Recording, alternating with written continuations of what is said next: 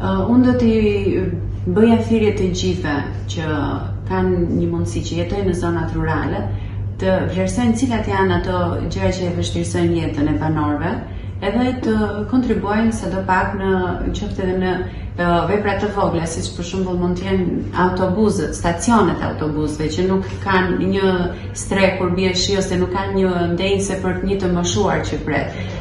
Tek pjesa e rrugëve që mund të jenë infrastruktura mund të jetë shumë e vështirë për disa familje të komunitetit.